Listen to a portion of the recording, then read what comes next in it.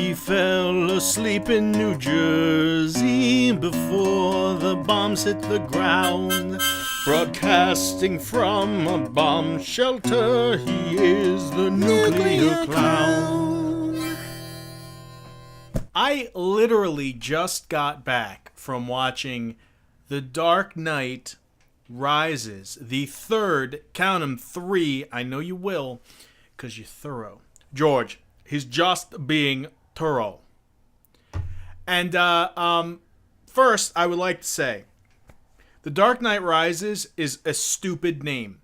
It is silly, and it sounds goofy for a name. The Dark Knight Rises. I don't know. Maybe it's me. I thought it was a silly name. But so how have you been?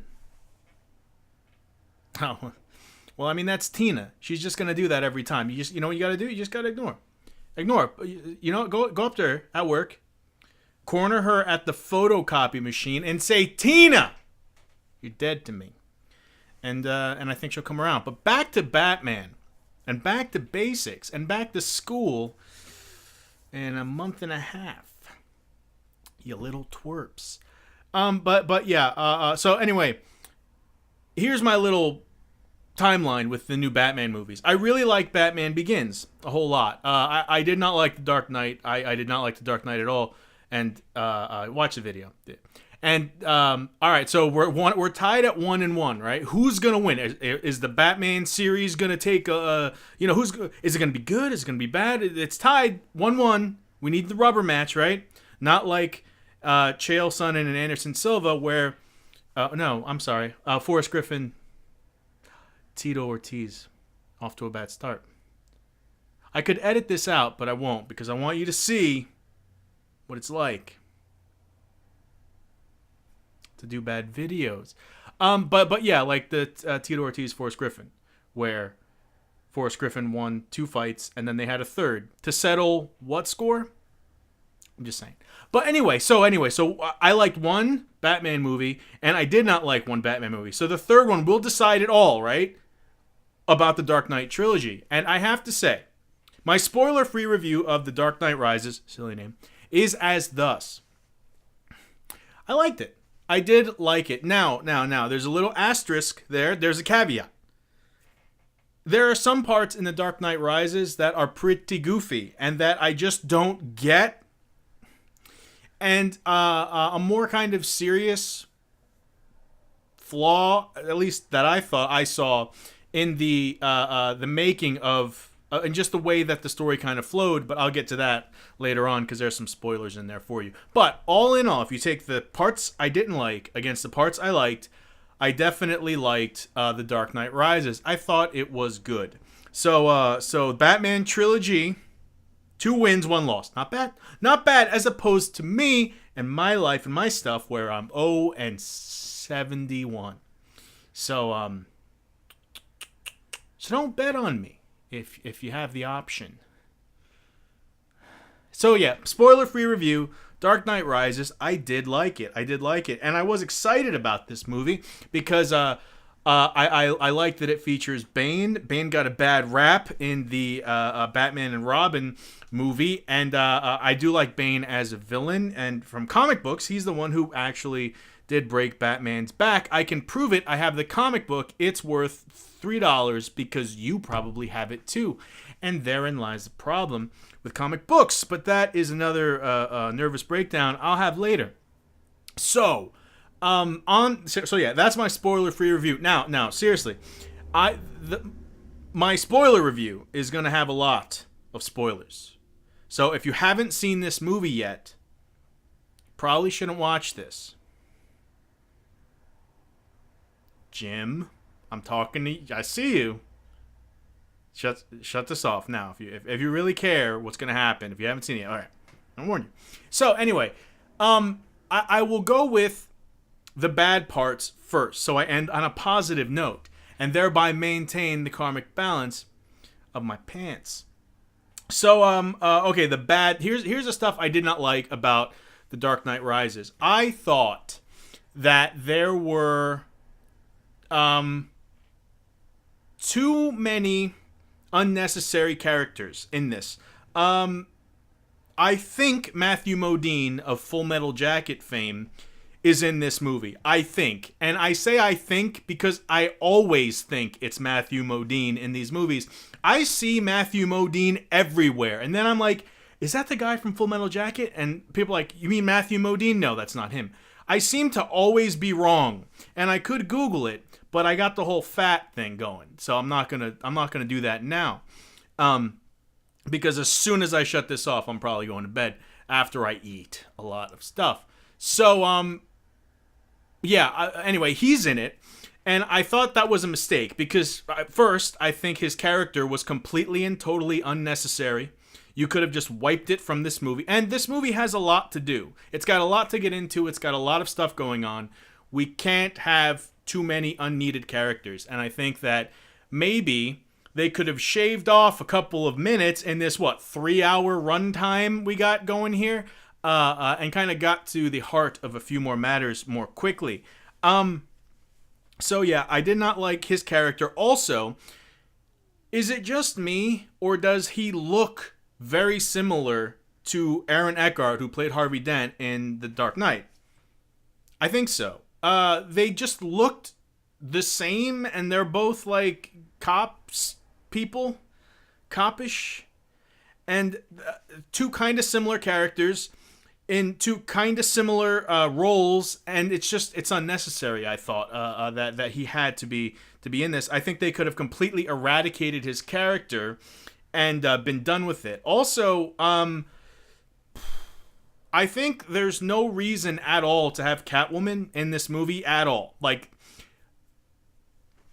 later on in the story, she does play a part, and I can see how it's nice to have her there, which I'll get into in a bit. But really, I think that they kind of just threw Catwoman in there because they were like, all right, if this is going to be the last Batman movie we're doing in this little trilogy here, we got to throw tits in it. We got to throw Catwoman in there.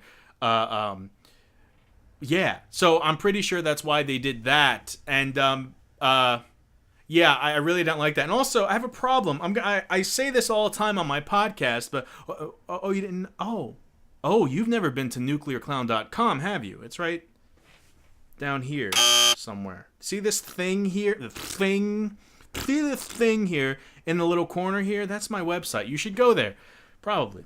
You're not gonna like it, but it's got my podcast there. And if you like, see, I know the wall we face here because you have to look at me. It's not good. It's not a pretty thing. Ask my mother, you know. But in my podcast, you just hear my voice. You just hear my pipes, my beautiful, seductive voice. So, you know, it's better for the environment. So you check that out. And yeah, but I've said this before on my podcast.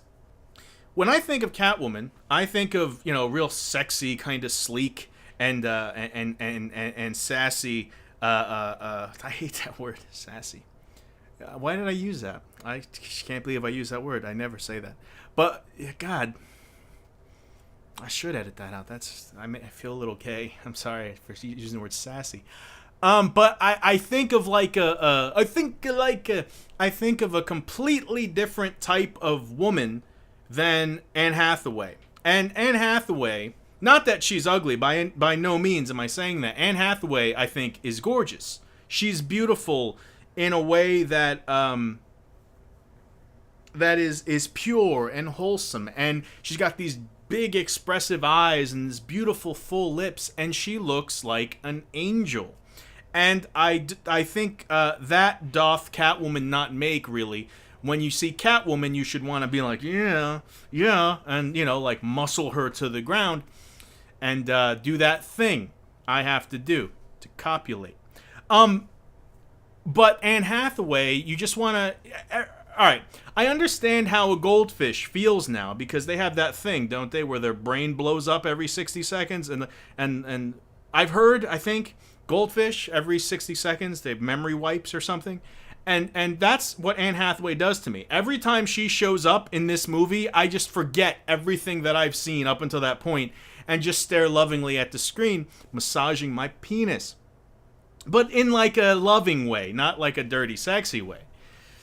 Come on. But yeah, so I think that's bad casting. Now, that being said, I think Anne Hathaway does a good job. Even though I think there's other people better suited for kind of this role, she does well, I think. I thought she was good, and I'm happy about that. But again, I think that it's unnecessary to have her in. So there's some, and again, the movie's 3 hours. Can we tell stories anymore in movies without, I mean, it's not Apocalypse Now, guys. 3 hours. That's a long time for me to sit there having to go to the bathroom. And I'll get into that later. But, yeah, so I thought they easily could have kind of sawed off a couple of characters and kind of made this movie go on a little bit smoother. And something I noticed right off the bat, this has nothing to do with, like, the quality of the film, really, as far as, like, writing or directing or anything. Maybe it's, I don't think it's the theater I saw this at, but the actual film quality of this movie did not look good. It looked like I was watching a VHS copy of this movie, and I've been to this theater billions of times, and the screens are great. They're really crisp, clear. I mean, it's like it's movie theater definition stuff. Is that a term? High definition movie MD? It's movie definition? Yeah. Why not? Huh? Yeah. So I've seen a bunch of movies, and the picture's always like crystal beautiful clear. And this movie didn't look good. I mean, the actual, like, it looked kind of fuzzy, and it looked like it was not, it looked like I was watching, like, I don't know, like Rocky or something on, just the quality was fuzzy. I don't know. Maybe it's me. Maybe it's the movie theater. I don't think so. Maybe, I don't know. Whatever. So I definitely noticed that. Now, another thing that I did not like about The Dark Knight Rises. Batman looks stupid. His head is stupidly shaped. It's like, see, it's like my face looks bad because it's all puffy and round and gross. And Batman's head looks puffy and round and gross. Now, I understand why they couldn't do the whole Michael Keaton Batman thing, which looked cool, but he couldn't turn his head. But, you can't do a little more definition. Like, Batman, the costume looks silly, is what I'm saying. And I noticed it more for some reason in this movie than in the other ones. I don't know. And yes, he's still doing the Pantera voice. Where, hi, Batman. I mean, Jesus Christ. What is that? What is that? But, all right, fine. Not a big deal. I've learned to live with it thus far, so okay. That wasn't in one. Did he talk like that in one? I honestly don't remember. Maybe he did, maybe he didn't. But the voice is just, it's hysterical. And he's also got the weird mouth thing where he just looks, he looks stupid. Batman just looks, whenever they put the camera up close to his face in this movie, it's really funny because he's like he has a lip thing that I can't do. Kind of like be entertaining and be thin and have hair and all the things I can't do. Can I take a moment to talk about vehicles? When Batman starts getting in funky vehicles, bad things start happening. And in this, I was going to say episode, in this movie, Batman unleashes his newest contraption, which is the most futuristic looking thing ever.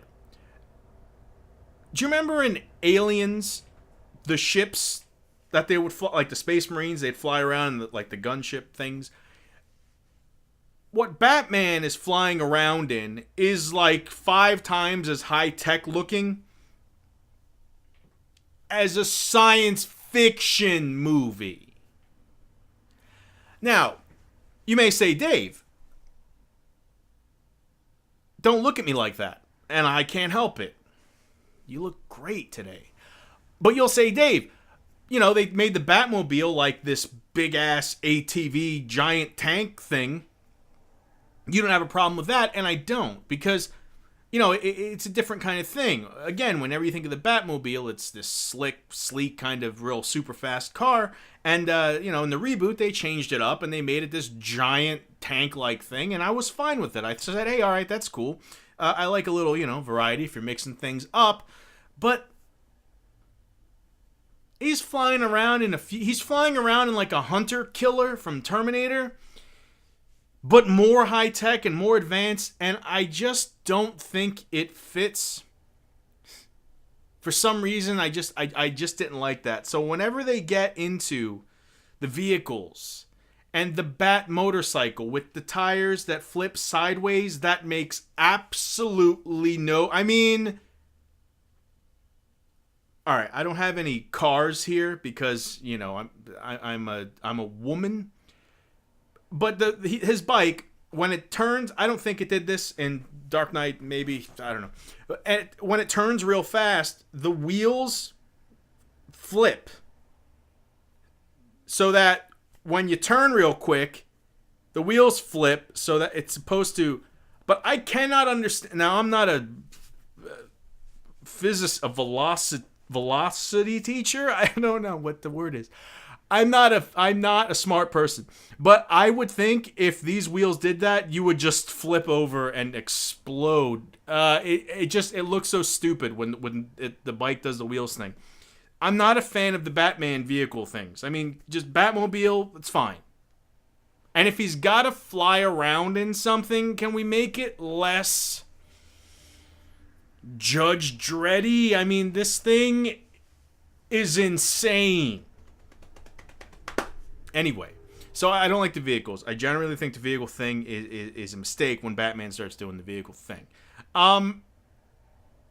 Also, the way this movie is presented, I don't know who to blame for this. Maybe it's the director, I don't know. But this movie, first of all, the movie takes place 8 years after The Dark Knight, which I thought was a pretty bold thing to do, to just say, all right, 8 years later. Wow, that's quite some time. And the way the movie tells its story, I have a big issue with, because it's very in-your-face, rapid-fire, like an episode of total nonstop action wrestling, where the story is moving so incredibly quickly. And it's like there's no reaction shots in The Dark Knight Rises. It's dialogue, to the point where it really does seem like the actors are just reading from a script like hurry up, we only have 3 hours to tell a simple Batman story. Just say your lines and be done with it. No acting or that it's just like boom, boom, boom. Alfred's like, oh God, I love you. I'm leaving. Bye. And then Alfred's gone. And then it's like, oh, sorry, Batman, you lost all your money. Batman's broke. And from 1 minute to the next, these events happen, and it's like instantaneous from one thing to the next, and it's like boom, boom, boom. You're constantly being hit with, hey, who's that? Oh, he's blah blah blah blah blah. Okay, you with me? It feels like The Dark Knight Rises, especially towards the beginning, and so much so it bothered me that. In the beginning, like maybe hour of this movie, I was like, I don't like this, and I'm not going to like this movie. But as it went on, I feel that it really got better. But just the way it started, I felt completely out of the loop when I was watching this. It felt like they had done 2 Batman movies before this, and I just slept through them, which is a possibility. Actually. So I'm going to call this Batman 5 and just be done with it, because it leads you to believe that so much shit has happened, all of a sudden Wayne Enterprises, or whatever his company is called, is doing this clean energy thing. Was that in The Dark Knight? I don't remember at all if they hinted to that at all, but that's like the big project they're doing, and part of the big whole, focus with Bane trying to turn it into a weapon and all that stuff. There's that. Then there's this technology to erase. Catwoman's looking for this technology where you can type in your name in Amazon.com and your birthday, and it'll completely erase your existence from the planet, because she wants to go entirely off the grid, and I was like, wait, stop. What? You can't just bring this shit out of nowhere. Now, I'm perfectly willing to accept that they mentioned this clean energy thing in The Dark Knight, and I was just too busy staring at women in the movie theater in binoculars and a trench coat with very little underneath to notice. I'm willing to believe that. But in this, I really felt like, wait a minute, did I miss something? I felt like I missed something for the majority of this movie. And they're just like kind of giving you these little explanations on what's going on and telling the story like kind of as they go. And it's like, come on, keep up. And I found that kind of silly because this is a 3-hour movie. Can you pace it out and build your story? But everything's like this nonstop, fast stories, shit happening every second. Batman's broke. Batman's back is broken. Wait, he does 6 push-ups and he's back. What? Slow down. Tell your story. Take a breath and let the audience sink this whole thing in. Now, I think it would be different if the movie was shorter and they were telling a fast-paced story in this, time frame. All right, that's fine, but it's a 3-hour epic. It's The Godfather on speed. And it's jarring. It's like, all right, guys, first of all, they did that 8 years have passed. Whoa. You're going to have to fill me in on some stuff. Okay, sit down. Okay, we caught up. Now let's go. And the story just kind of takes off. And I really would have liked more of a setup, and kind of a slower story. And I really believe that with what they had and the story they were trying to do, there's no reason for it to be told this way. And just the way it was edited and the way the movie flowed, I didn't like it.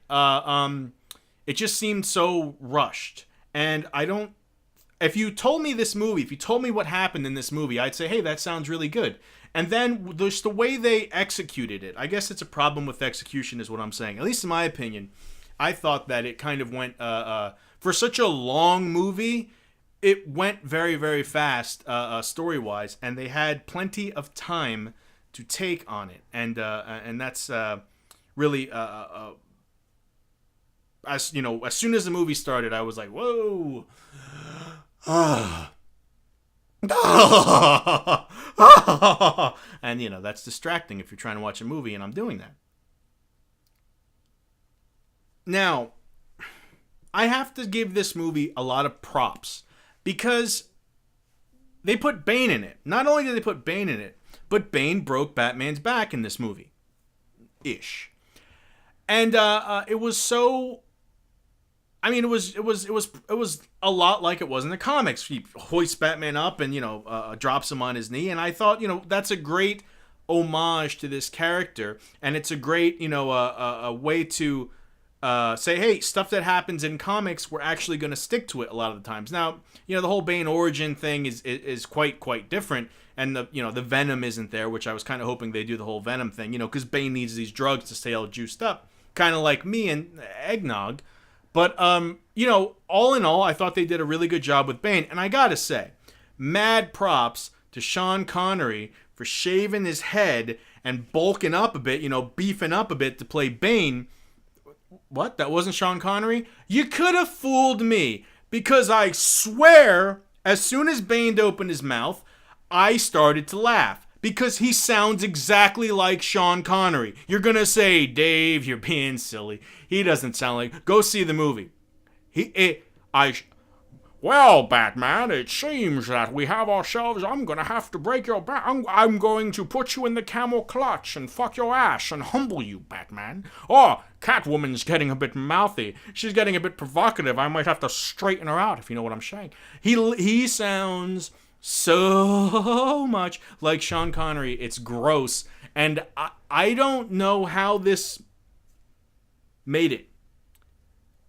Somebody, I find it so incredibly hard to believe that along the way of this lengthy production process for The Dark Knight Rises, that somebody didn't say, whoa, he sounds exactly like Sean Connery. Can we get Gary Coleman to... Oh, wait, he's dead. That was in poor taste. I didn't know. Well, I knew, but I wasn't thinking.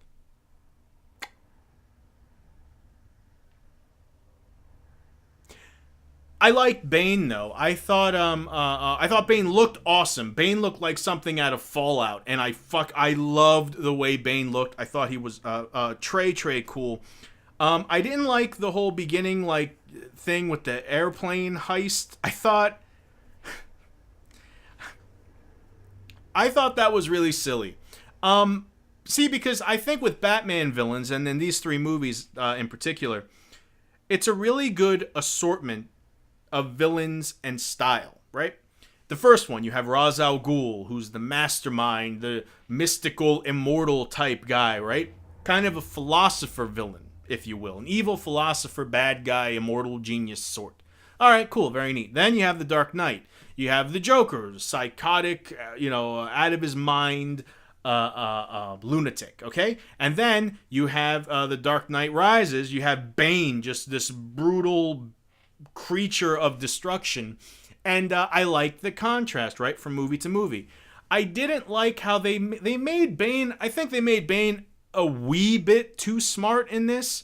Bane looked like $1 million through the majority of this movie, just fucking everybody up, and I thought it was really good that they made him so strong. But here's my thing. Bane and Batman fight kind of midway through this movie, and Bane completely obliterates Batman. I mean, it is like a brutal, brutal fight. And then Bane breaks Batman's back, flies him to Lithuania or wherever the fuck they went. All right. They fight in Gotham City in the sewers. Batman wakes up somewhere where I'm fairly certain you need a passport to get to. And he's in some kind of jail, some kind of like Old Testament looking prison that Bane was in when the villain was in when they were young.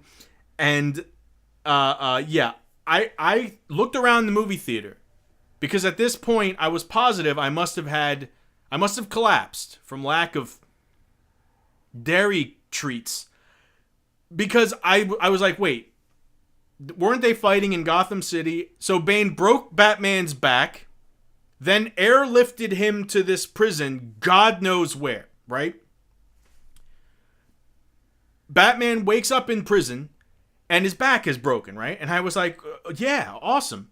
And then he does 2 sit-ups and he's healed again. And I thought,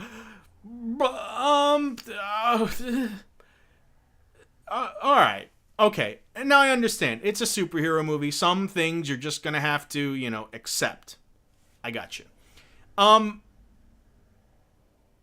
So anyway, Batman finds his way out of this prison and is back in Gotham City like the next day. So, all right. I know what you'll say. You'll say, Dave, he's rich. He escaped the prison. He throws down his credit card because I'm sure that when Bane broke his back, he left him his wallet and all of his money. Let's assume Bane's, left him his credit cards so he can get a flight back to the States. Batman has no money in the story. In the course of 60 seconds, Batman goes bankrupt. How? Why? Why is this happening so fast? But the guy who runs the evil anti-Bruce Wayne Corporation, the guy Daggett, sounded like the guy from Princess Bride. Inconceivable. He sounded just like him. What is it with this movie and voice? Like, they got Sean Connery to voice over Bane, and they got the guy from the Princess Bride to voice over the guy. The guy who does the thing. The thing with his face. So, that part, I don't know. Broke his back, airlifted him someplace else, woke him up, said, "You're in prison in Latvia." And then went back to Gotham City. Batman escapes, goes back to Gotham City. This happens, like, I don't know. I don't understand. So anyway, that was a bit much for me. My heart, just take it easy, please. So, anyway, so Batman goes back to Gotham City. And Bane's big thing is they tied him in with the first movie, which I like because I like the first movie. And the big thing, one of the 1,004 problems I had with The Dark Knight was they did this awesome new take on the Joker character, right? And he's a far, far cry from the Jack Nicholson Joker that we all know and love, if you have any class, that is. So when I saw this, I said, "Oh, that's great. They're doing what a reboot should, giving you the same thing, the same familiar concepts and ideas and characters, but they're tweaking them a little. They're giving you something different. They're not making you pay for the same shit, right? Great. Dungeons and Dragons, please take a lesson." So a big problem I had with that was in The Dark Knight, they never explain the joke. It's like, all right, how did this guy get this way? And I know, yeah, he tells a story with his scars, but it's different every time because he's crazy. All right, I get it. But I really wanted to know kind of the origin story. And people say, oh, they were going to do another one. They were going to do a Joker movie. Whatever. All right? It's your responsibility. If you do the fucking movie, can you give me a little bit of backstory, please? You have 3 hours. Can you give me a small bit of backstory?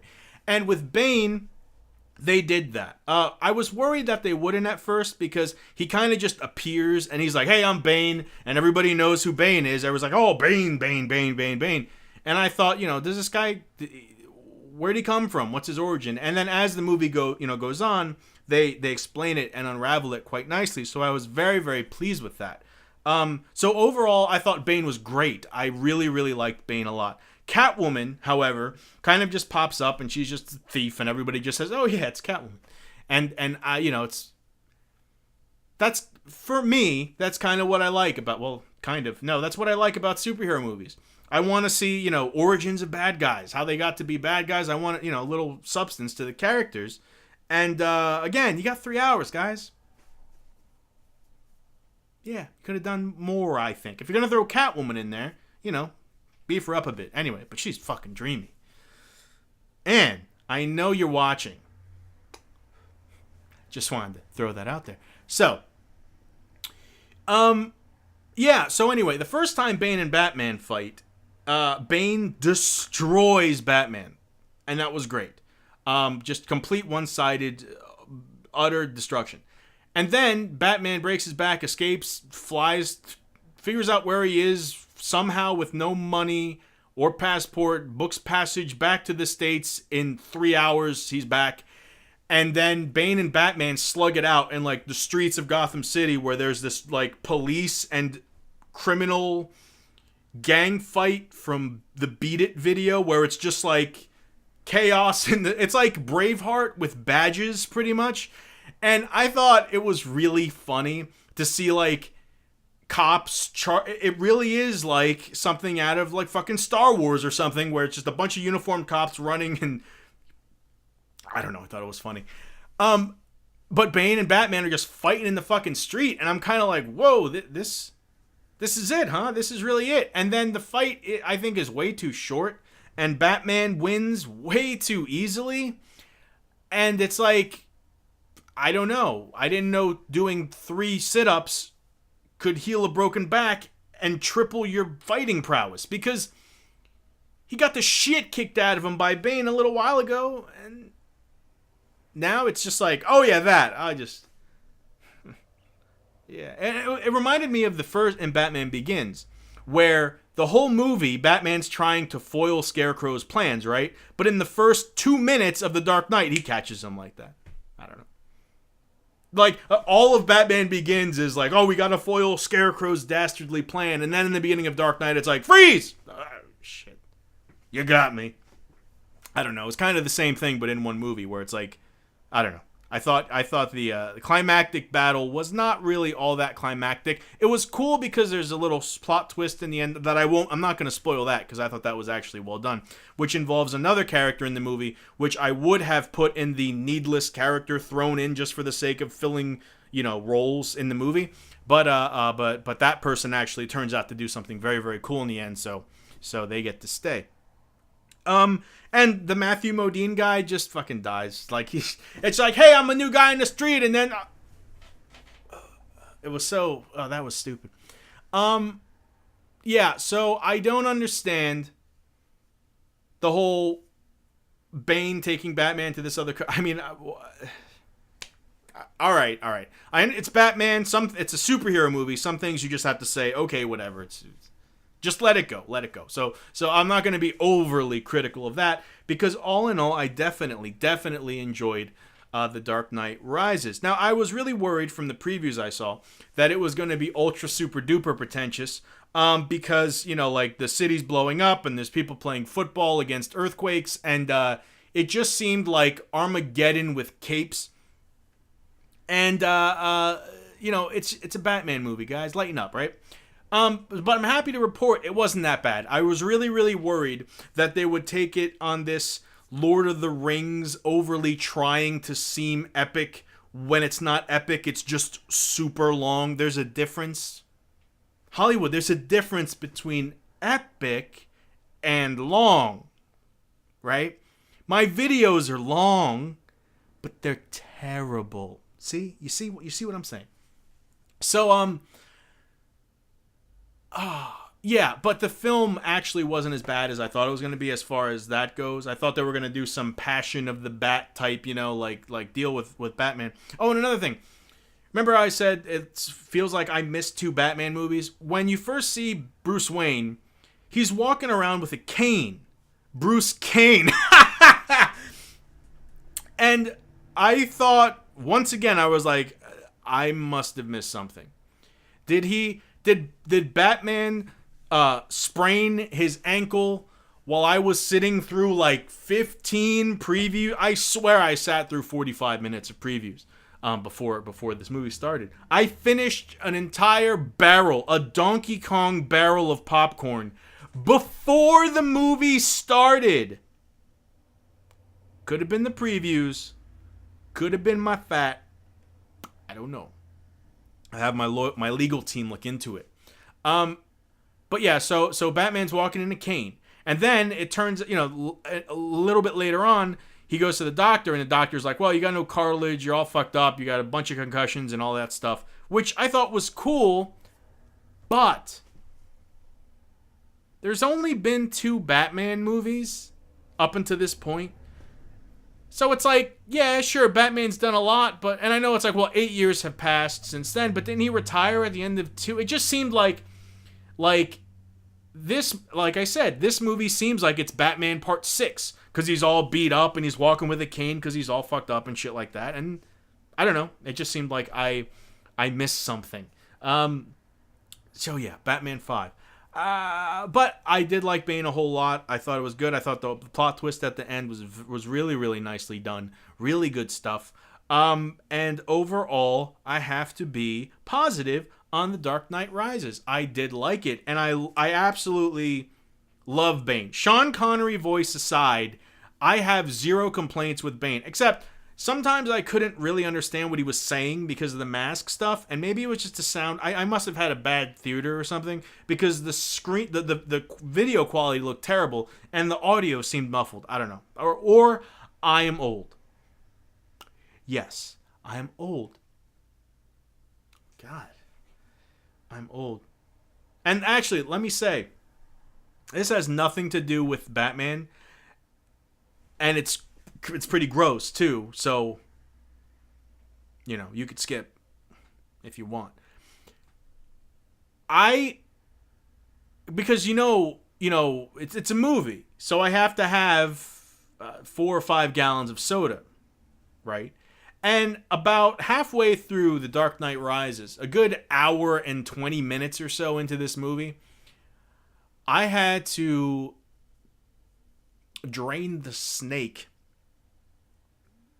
really bad. And I was thinking, okay, I'm going to go. I'm going to be real quick. I'm going to go. I'll be right back. I won't miss anything important. Yeah. But the theater was completely filled with people. And I don't want to be the guy who in the middle of the movie is, kind of shuffling to get out. Plus, I weigh 600 pounds, and I need somebody to gently roll me down the aisle, and, that's uncomfortable for a sweet young lady to have me roll on top of her. Ask my victims. So I was like, no, I'm going to gut it out. Batman would stay and finish the movie. So I literally sat there like this.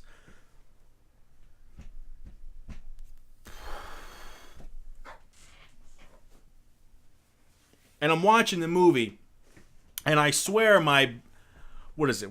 What's the pee thing? Bladder? Urethra? My ovaries were the size of watermelon. I felt like the pressure in like my neck. It was so, I cannot remember the last time I've had to urinate this badly. So anyway, finally, the movie lets out, right? And I get up, and I'm in the middle of the aisle, like an idiot. So I get up, and I'm like, I gotta get out of here. I gotta get out of here, or I will die. I will meet my end at the end of The Dark Knight Rises. The Dark Knight rises, the irradiated one falls into the ground, because I'll be dead from pee pressurizing. So I'm like, all right, I'm getting out of here. So I stand up, and I turn, and of course, it takes my aisle 16 minutes to orderly shuffle on, because the last 3 rows are filled with people who are 97 years old. And I'm like, don't make me Emmett Smith through these people. Emmett Smith, he's a football guy, right? Running back? Does my analogy make sense? Let me know. So anyway, I finally get to the bathroom, and I like storm in there. And I've never done this, but I did it this time. I'm there, and I begin my urinary endeavors. And I was so impressed that I started I was like, all right, I literally feel like something in me is going to explode. I'm going to count how long I pee for, which is what all the kids are doing now. I swear to you, I counted. In my head, I was like 1, 2, 3, 4, 5. Guess how long it took me? This is like non-stop streamage. Guess how long?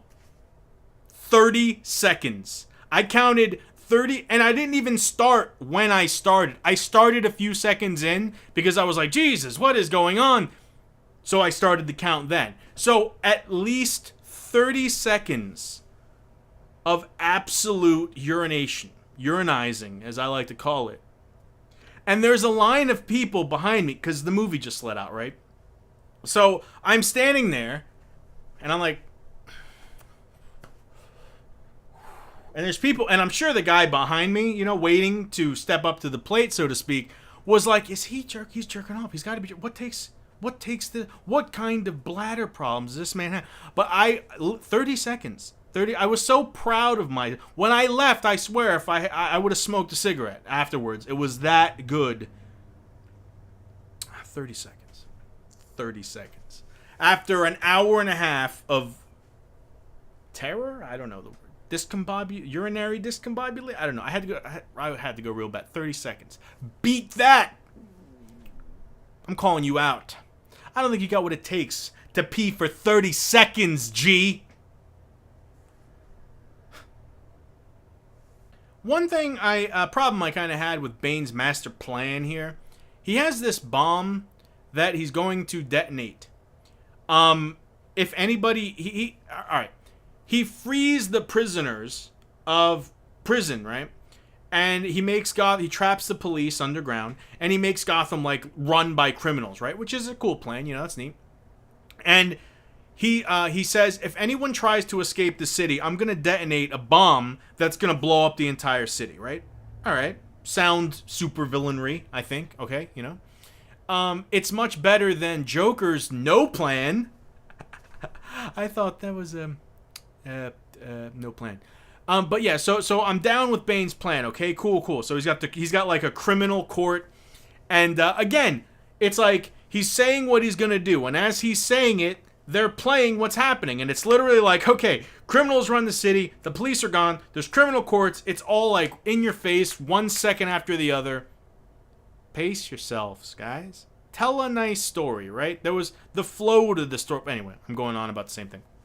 So anyway, yeah, so Bane has this bomb. The bomb is going to go off in a month. Bane knows this. But Bane says, if anybody tries to leave the city, I'm going to blow up this bomb. But the bomb's going to blow up anyway. Well, he doesn't tell people this, but I thought it was kind of silly. This bomb's going to blow up no matter what. But I will blow it up sooner if you cross me. I don't know. I thought it was kind of silly. It's going to go off anyway. Whatever. That little part kind of bugged me. But, yeah. Boobs, you know what I'm saying? They're big. I like them. I like them sometimes. Most times, I do. I like him. And I like the cameo by Scarecrow. I don't know. I love Scarecrow. I thought he was great. And he's like the criminal court judge, you know? I really liked him. And the whole Commissioner Gordon thing where they... another thing. Commissioner Gordon gets shot in the beginning of this movie, I think. I mean, they say he does, but I swear I missed it. I do not remember him getting shot, but he does. Somehow.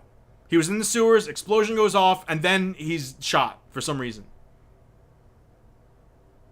I don't know.